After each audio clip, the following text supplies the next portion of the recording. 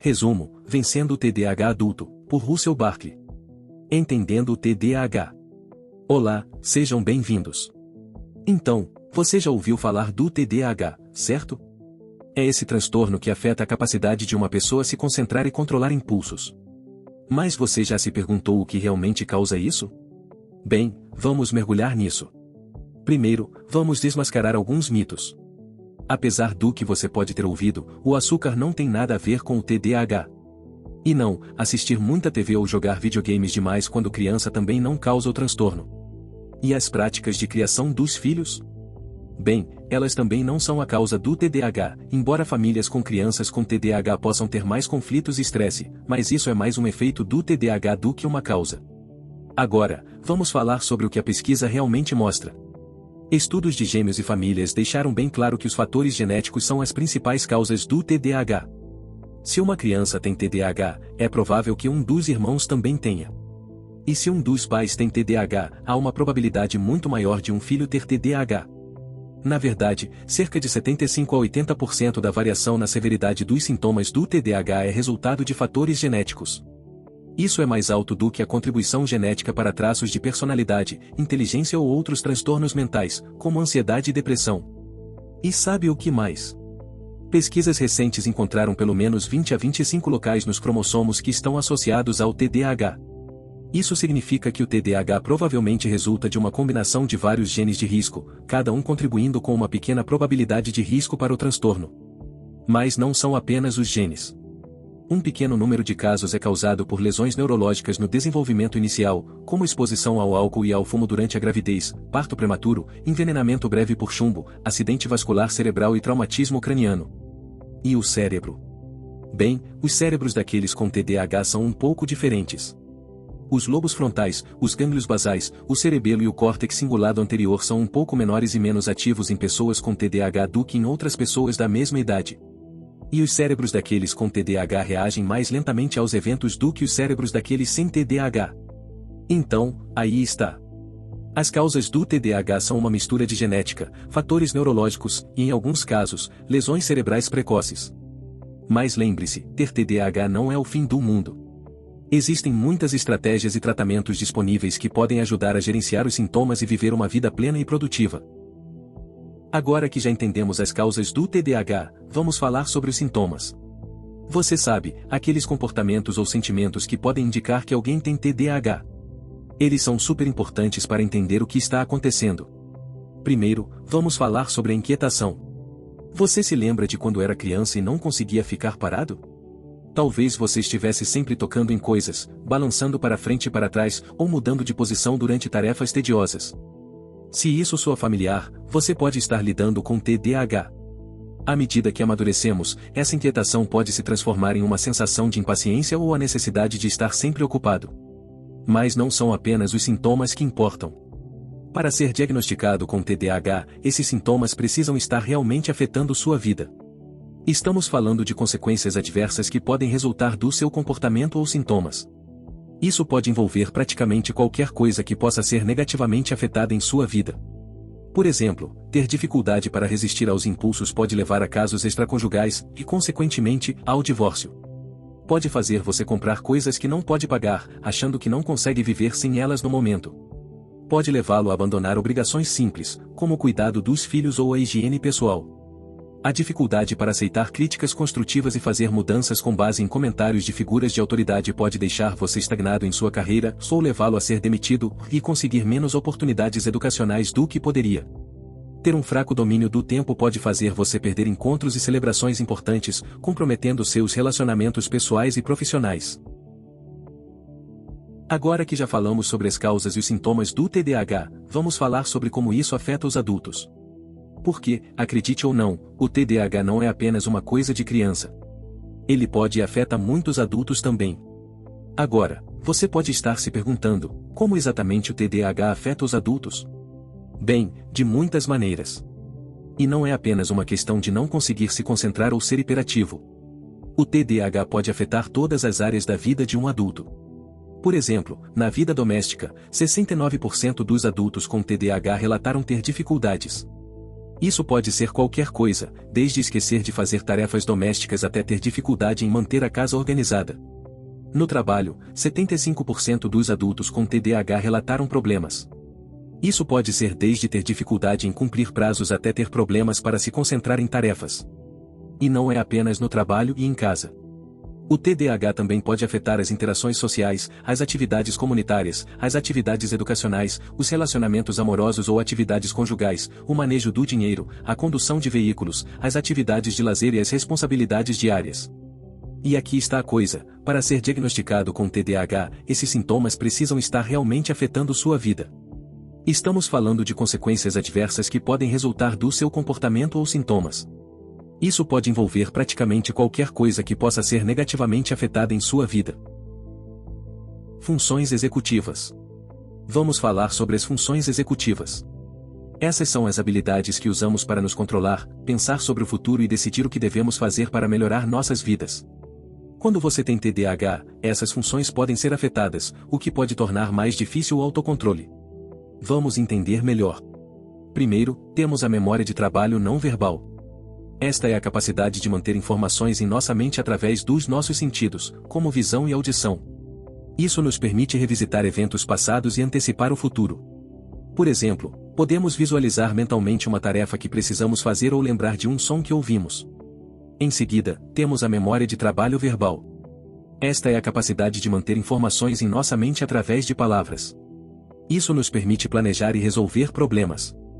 Por exemplo, podemos usar a autoconversa para nos lembrar de fazer algo ou para nos guiar através de uma tarefa. O controle da emoção é outra função executiva importante. Isso nos permite gerenciar nossas emoções e reagir de maneira apropriada às situações. Por exemplo, podemos usar o controle emocional para nos acalmar quando estamos frustrados ou para nos animar quando estamos desanimados. Por último, temos o planejamento e a resolução de problemas. Esta é a capacidade de pensar sobre o futuro, fazer planos e resolver problemas. Isso nos permite tomar decisões informadas e trabalhar em direção a nossos objetivos. Agora, quando você tem TDAH, essas funções executivas podem ser afetadas. Isso pode tornar mais difícil o autocontrole, a memória de trabalho, o controle emocional e o planejamento. Mas a boa notícia é que existem estratégias e ferramentas que podem ajudar a melhorar essas funções. Isso pode incluir coisas como terapia, medicação, coaching e técnicas de gerenciamento de tempo. Estratégias para lidar com o TDAH. Agora, vamos falar sobre a medicação para o TDAH. Isso pode ser um tópico sensível para algumas pessoas, mas é importante lembrar que a medicação pode ser uma ferramenta incrivelmente útil no tratamento do TDAH. Então, por que alguém consideraria a medicação? Bem, existem algumas boas razões. Se você foi diagnosticado com TDAH moderado a grave, a medicação pode ser uma opção.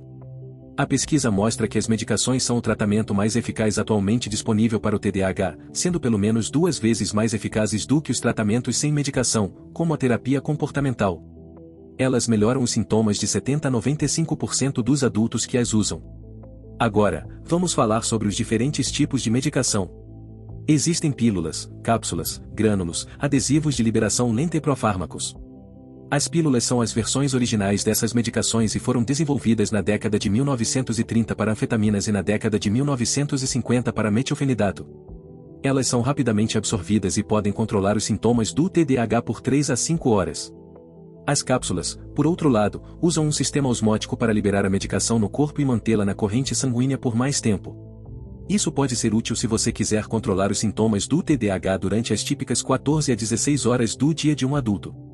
Mas aqui está a coisa: a medicação não é uma solução mágica.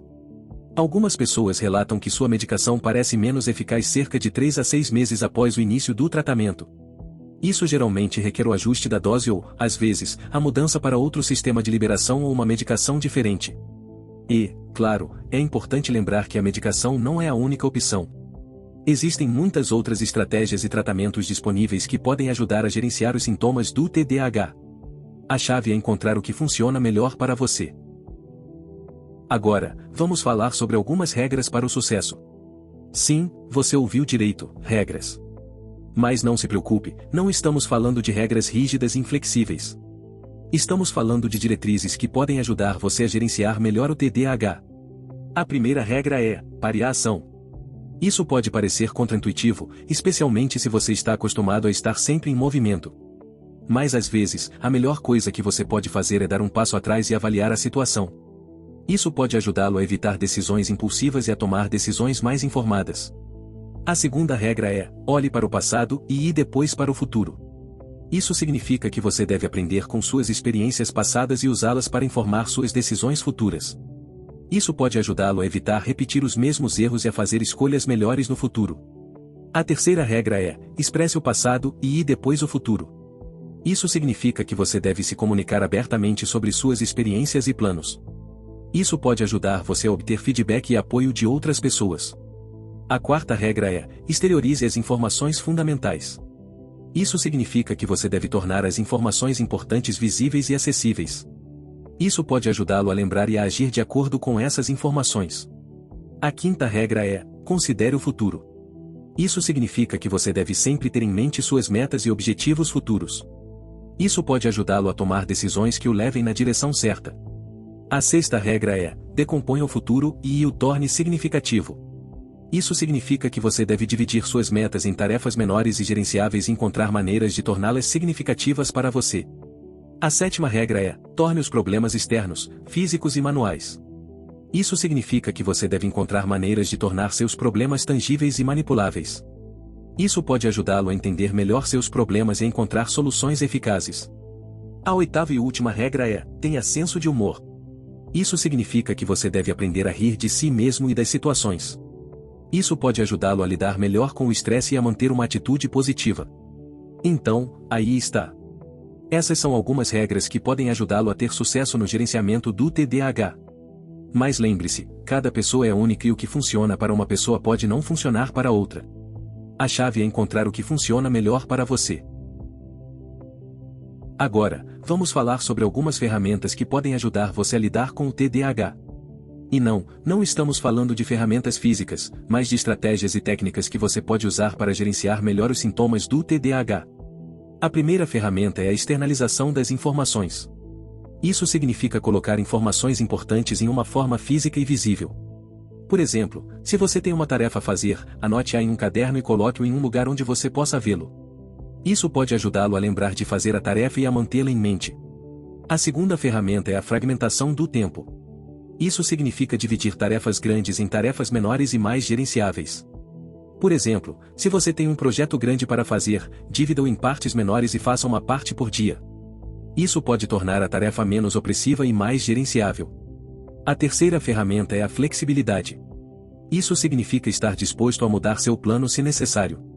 Assim como com uma doença crônica, o tratamento do TDAH pode exigir ajustes ao longo do tempo. Não tenha medo de mudar de rumo e buscar novas estratégias se as antigas não estiverem funcionando. A quarta ferramenta é a escolha do ambiente. Isso significa escolher ambientes que sejam mais propícios ao seu sucesso. Por exemplo, se você tem dificuldade em trabalhar em um ambiente burocrático, procure empregos que sejam mais adequados à sua personalidade e habilidades. A quinta ferramenta é o apoio das pessoas.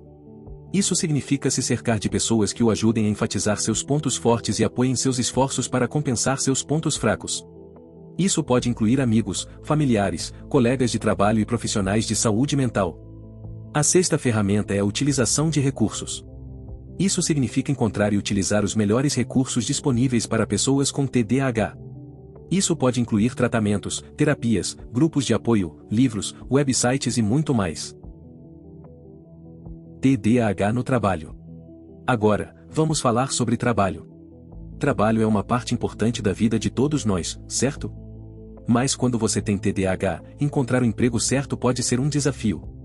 Mas não se preocupe, temos algumas dicas para você. Primeiro, é importante entender que o emprego certo para uma pessoa com TDAH é uma combinação do tipo de trabalho e do ambiente de trabalho. Isso inclui as tarefas que você realiza e as pessoas com quem trabalha. Às vezes, os desafios em um aspecto podem ser compensados pelos benefícios em outro. Muitas pessoas encontram a combinação certa através de tentativa e erro, o que pode ser um processo doloroso. Uma alternativa é procurar a ajuda de um orientador profissional ou conselheiro vocacional que tenha experiência em trabalhar com pessoas com TDAH.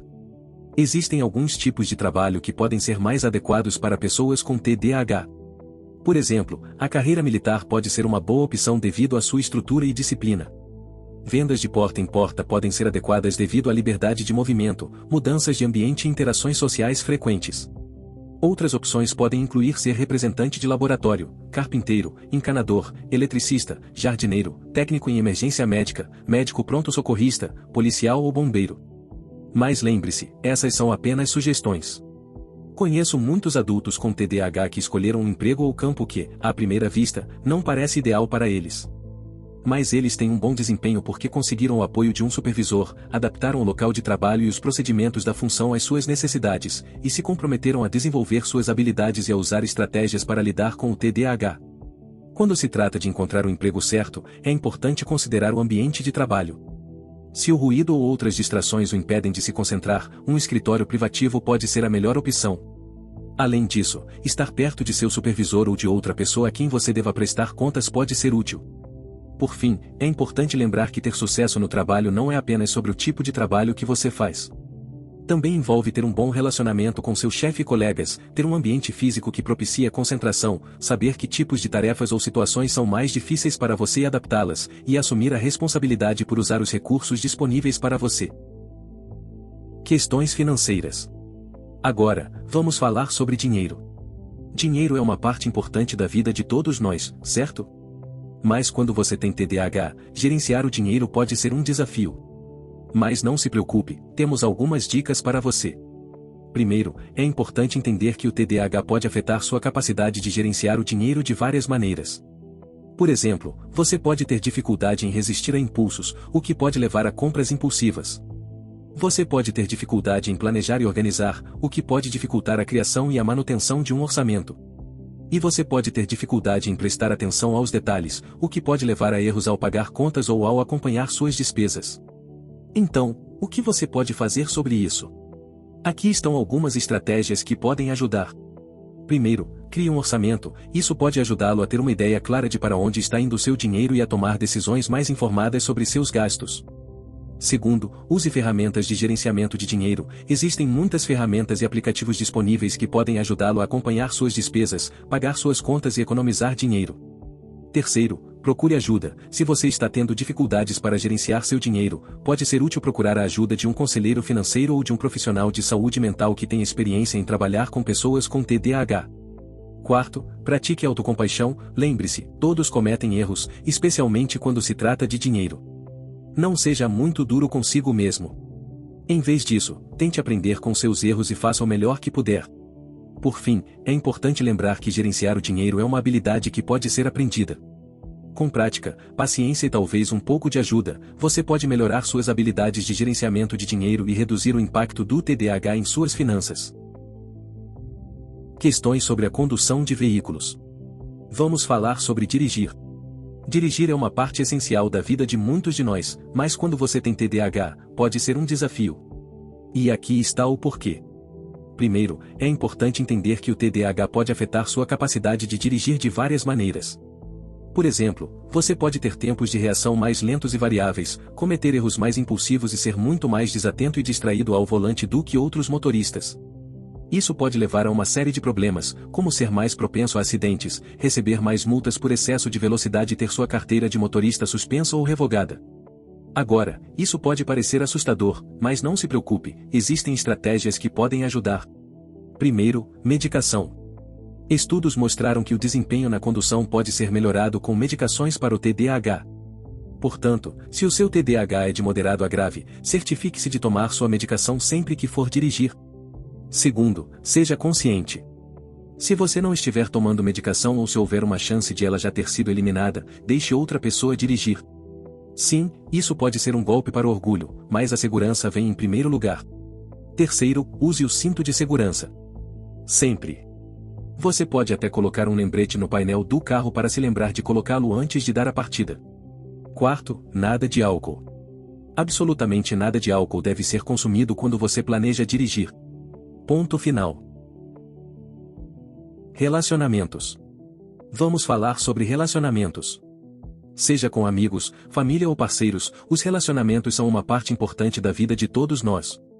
Mas quando você tem TDAH, manter esses relacionamentos pode ser um desafio. Vamos entender o porquê. Primeiro, é importante entender que o TDAH pode afetar seus relacionamentos de várias maneiras.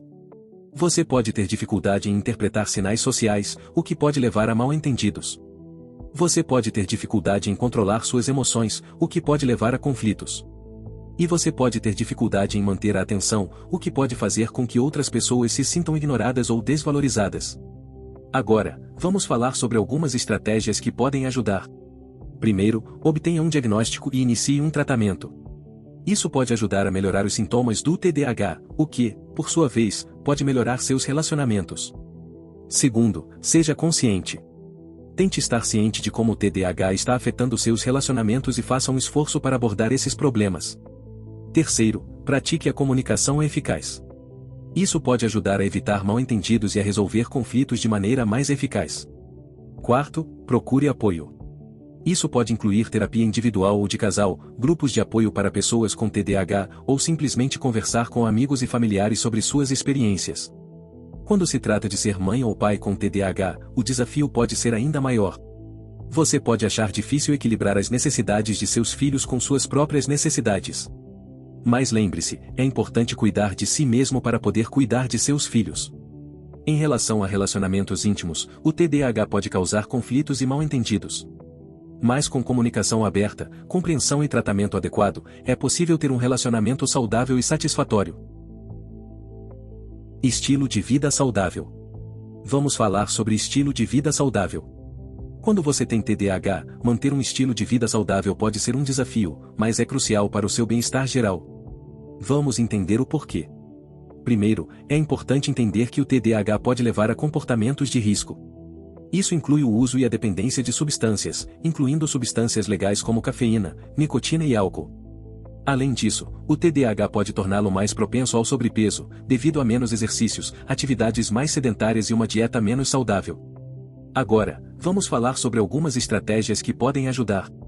Primeiro, exercício. O exercício regular é crucial para manter um estilo de vida saudável. Pode ajudar a controlar os sintomas do TDAH e também é bom para a sua saúde geral. Segundo, dieta. Uma dieta saudável é outra parte importante de um estilo de vida saudável. Tente evitar alimentos processados e ricos em açúcar e opte por alimentos frescos e nutritivos sempre que possível. Terceiro, cafeína. A cafeína pode ser uma faca de dois gumes para pessoas com TDAH. Por um lado, pode ajudar a melhorar a concentração. Por outro lado, pode levar à dependência e causar problemas como insônia e ansiedade. Portanto, é importante moderar o consumo de cafeína. Quarto, evite comportamentos de risco. Isso inclui o uso de substâncias, bem como outros comportamentos de risco, como dirigir de forma imprudente. Lembre-se, sua segurança e saúde são importantes. Quinto, cuidados médicos. Não negligencie seus cuidados médicos. Certifique-se de fazer exames físicos regulares e siga os conselhos do seu médico. Sexto, tratamento do TDAH. Por último, mas não menos importante, é crucial tratar o seu TDAH. Isso pode incluir medicação, terapia, coaching ou uma combinação desses. Conclusão. E aí está, pessoal. Nós mergulhamos fundo no mundo do TDAH, explorando desde o entendimento básico até estratégias de enfrentamento, questões de trabalho, financeiras, de condução de veículos, relacionamentos, funções executivas e, finalmente, o estilo de vida saudável. Cada um desses tópicos nos deu uma visão única sobre o que significa viver com TDAH e como podemos abordar os desafios que ele apresenta. Aprendemos que o TDAH não é apenas uma condição que afeta a concentração, mas que pode ter um impacto em todas as áreas da vida, desde o trabalho até os relacionamentos e a saúde geral. Mas, o mais importante, aprendemos que o TDAH não é uma sentença. Existem estratégias e ferramentas disponíveis que podem ajudar a gerenciar os sintomas e a viver uma vida plena e produtiva. Isso pode incluir terapia, medicação, coaching, técnicas de gerenciamento de tempo e até mesmo mudanças no estilo de vida. Então, o que você pode fazer com todas essas informações? Bem, a primeira coisa é entender que você não está sozinho. Existem muitas pessoas por aí que estão passando pela mesma coisa que você. E há muitos recursos disponíveis para ajudá-lo.